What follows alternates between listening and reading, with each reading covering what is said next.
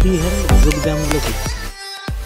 ডান পা ডান হাত, বাম পা বাম হাত, এভাবে ফাঁকা করে পায়ের পাতার সঙ্গে হাতের পাতাটা লাগাবো এবং উল্টো হাতটা আকাশের দিকে থাকবে, মুখটাও আকাশের দিকে থাকবে।